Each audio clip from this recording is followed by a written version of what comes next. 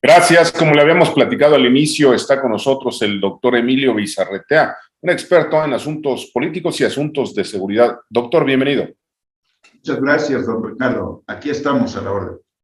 Doctor, pues estamos en medio de una situación pues crítica para la impartición de justicia, para la seguridad.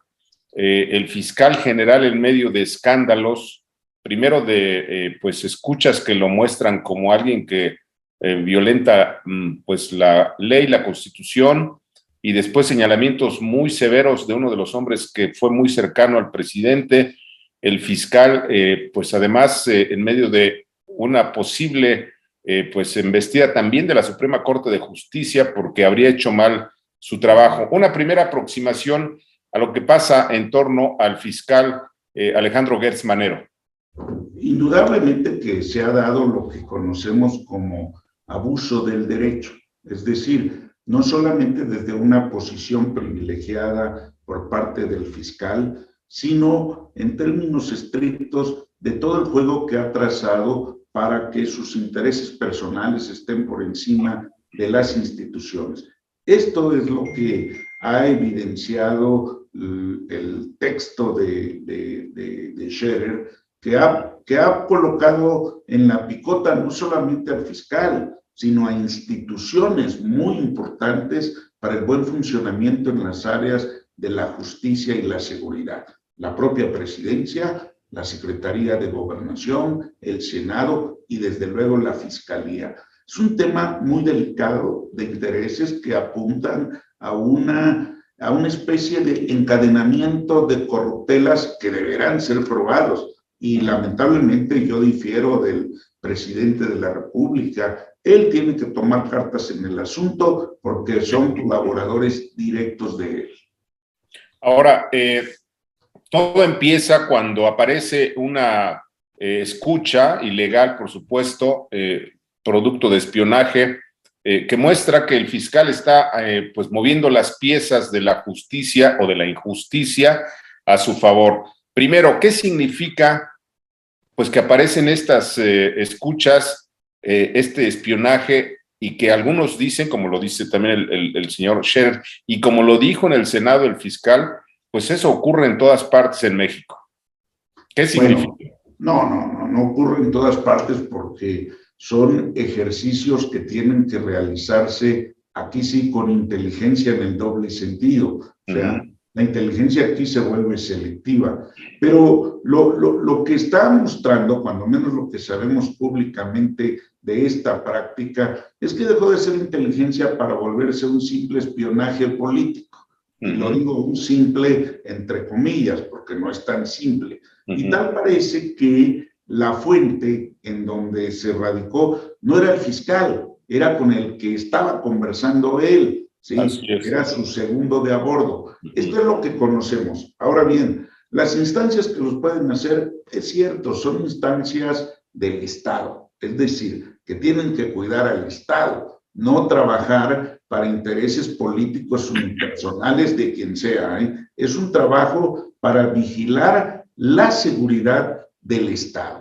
Esto sabemos que no solamente lo realizan algunas instancias de seguridad dedicadas a ello, sino que también lo pueden realizar instancias privadas, empresariales, que ha habido y que ha existido, pero que tienen algún interés en particular para darle seguimiento. Los casos que se han mencionado en la carta y que tienen que ver también con estos audios que se han revelado, pues nos deben de permitir fortalecer para nosotros las rutas del Estado de Derecho. Miren, la Ley de Seguridad Nacional es precisa al respecto, ¿eh?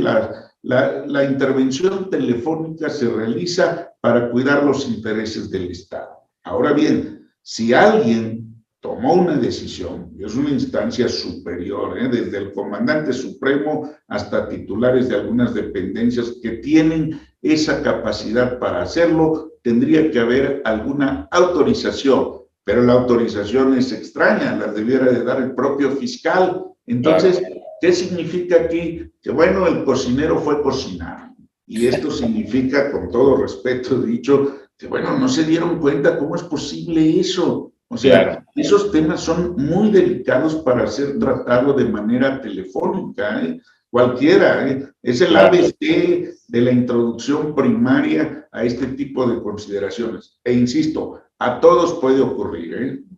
A ver, doctor Emilio Bizarretea, pues en en ese espionaje aparecieron también involucrados, lo dijo el propio fiscal, 3 o 4 ministros de la Corte. Este es un golpazo para la Corte y exhibe el manoseo de la Constitución por parte de todo el mundo. ¿Qué pasa ahí?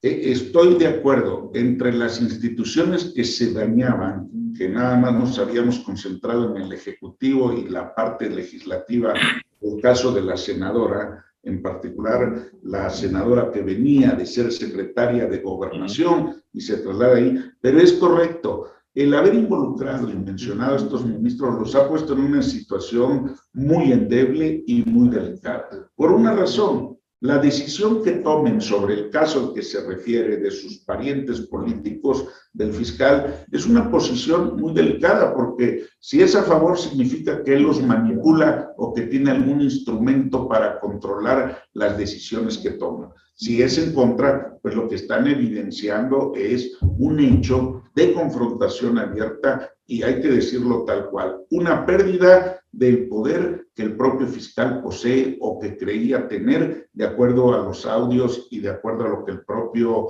Scherer escribe en la revista. Claro.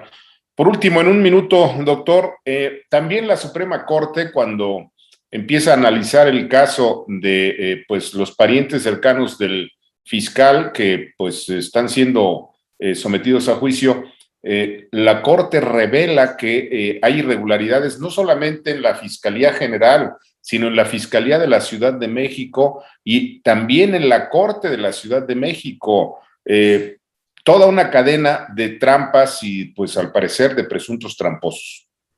En efecto, alguien lo ha hecho ya pública esta expresión. Vivimos tiempos de canallas y tiempos de tramposos que en el sentido estricto, mire, dado el impacto que va a tener y esperemos que la Suprema Corte lo determine adecuadamente, el tema no solamente es liberar, vamos a ponerlo así como se ha estado discutiendo, liberar a estas personas que han sido señaladas por parte del fiscal como casi culpables. El tema es detectar el alcance y qué tipo de violaciones al Estado de Derecho se generaron para hacerlo. Ahí hay una pugna extraña que empezó a salir, que los dos jueces anteriores andan escondidos porque los habían amenazado de muerte. No puede ser. Esto no es un Estado de Derecho. Este es un Estado de gavilleros de cuarta.